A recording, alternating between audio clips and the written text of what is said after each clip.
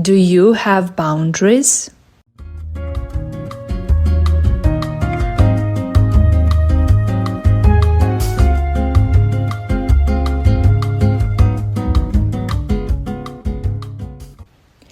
I am sure that you had a situation when you wish you could just tell the other person in the conversation to stop talking, that he or she crossed the line, that it is enough, that you are on the edge of crying or shouting or turning your back, hanging up and stopping the discussion.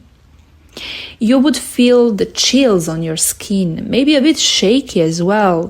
Blood would rush into your cheeks. At least you would feel unpleasant and kind of violated.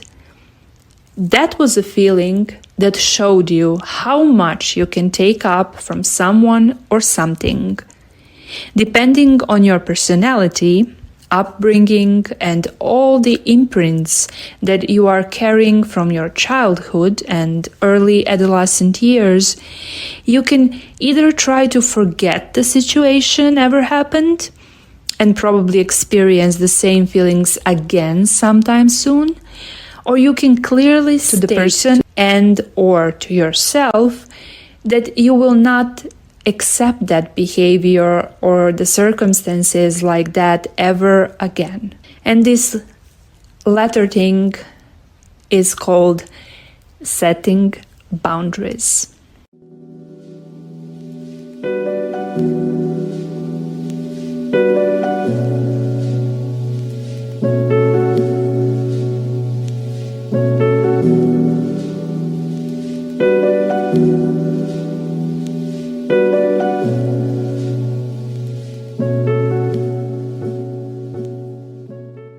Hello, my name is Selena and welcome to my podcast Alive and Awake. I am very happy that you are here. So something briefly about me.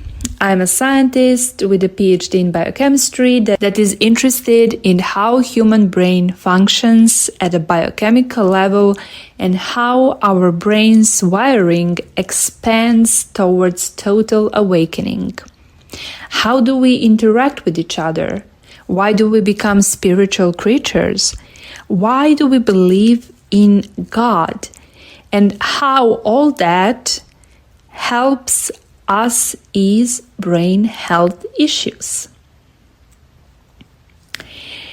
One of the very useful tools in psychotherapy is examining the boundary setting in someone's life. There are different types of boundaries, and it is very much worth to get tested to find out which ones are set as a healthy ones in our lives and which ones need more work. In any case, we need to be aware that boundaries are not something that you work on once in your lifetime and never again. No, you work through them every day until the rest of your life. Because you change, people change, circumstances change, everything changes, because that's the only constant in our life.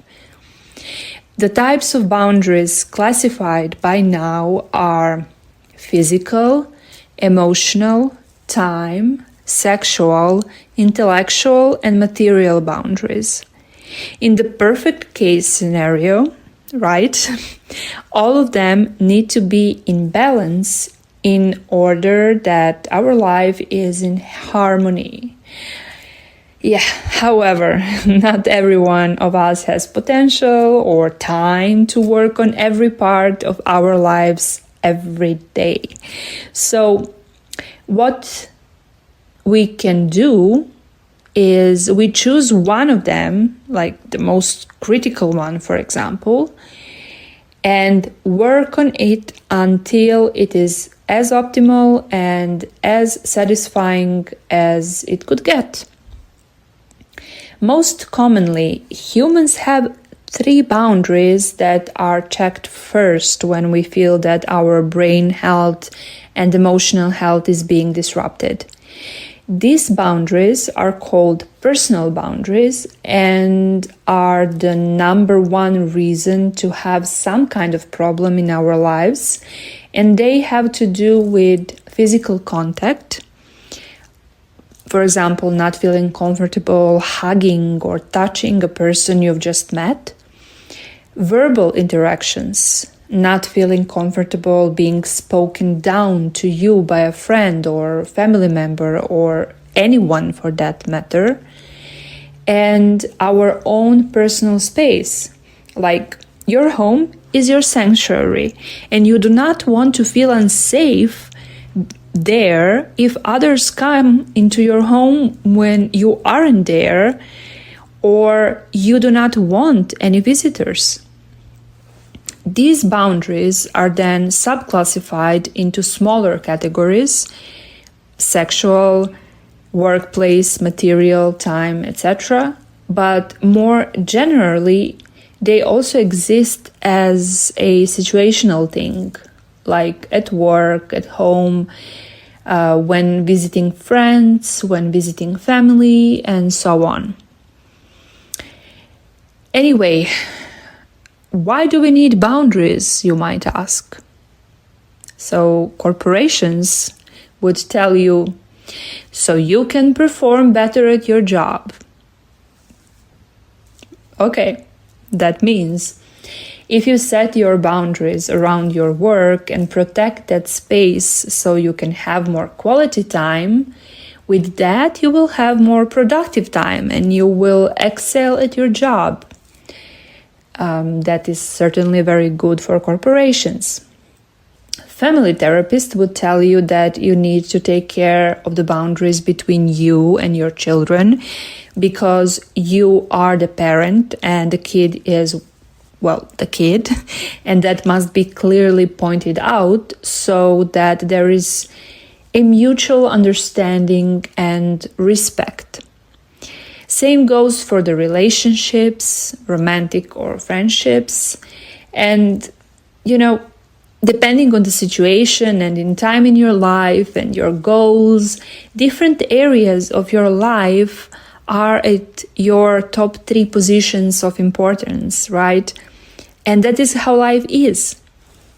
I have noticed in my own world that I tend to make balloon-like boundaries, meaning that I keep people at arm's length. Considering my hard experience with people and life in general, it is not a surprise that I do not let everyone close to me. And I'm really, really working on it because, especially because that is good for overcoming past traumas. The boundary setting can be weak or rigid, and somewhere in between, there is a state of the healthy boundaries. It is all about the balance, right? With some things in life, you need to be stricter, whilst for others, you need to loosen the grip and let go. But also, there are situations where a gentle yet firm approach is a must. For example, let's again talk about the work environment. You cannot keep some parts of yourself at arm's length, like the accessibility of yourself for your team or a task at hand, but you should make a clear statement what lines should not be crossed. For example, how much time you can dedicate to the specific task, what is that you expect from your team or colleagues to do as well, or if the specific task requires time outside of the working hours and you are still willing to do it, what is the compensation that you expect? This is an example about the work that you do, but it can be extrapolated to any life situation. The word boundary is defined by Oxford Dictionary as a line that marks the limits of an area, a dividing line, or as a limit of a subject or sphere of activity. So let me ask you something. What is truly important to you? If you could choose and nobody would object, and you are free to live your life your own way, and you can, just for the record, what would you choose? Which boundary in your life is not a healthy one? What would you change and why? If you listen those whispers inside of you, that gut feeling, that is where the truth lies. No one, absolutely no one can tell you what to do. You are not a prisoner in your own life. So, what do you want to do? To whom or to what do you want to say, it's enough, I cannot give you more. I'm drawing a line right here. Having boundaries in your life means that you also know yourself good enough, because otherwise you would not be able to make them.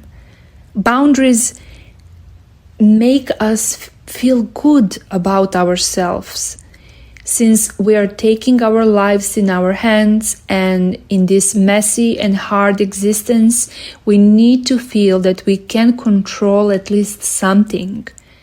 And at the end, we can control only ourselves and how we respond, react, and organize situations in our lives. Boundaries would boost our happy brain with dopamine, serotonin, and norepinephrine, and it will be easier to have that great feeling of self-esteem, joy, and contentment. My favorite quotes about boundaries: the more you value yourself, the healthier your boundaries are. This is by Lorraine Nilon. Oh, this is also a good one of my favorite ones as well, by Annie Lamott. No is a complete sentence. And okay, let's say that this is like my favorite one from Brené Brown. When we fail to set boundaries and hold people accountable, we feel used and mistreated. This is why we sometimes attack who they are, which is far more hurtful than addressing a behavior or a choice. I also want to tell you some words of encouragement, like for the end. If I could establish some boundaries in my life, so can you. Nothing is as hard as it seems. It looks like that only until you make a first step. Believe in the good of people and the good of your soul. Take a breath, smile, and hope. Wish you, guys and girls and women and men, a wonderful day and night. Lots of love, Selena. And don't forget, each podcast episode is followed by a blog post on aliveandawake.org.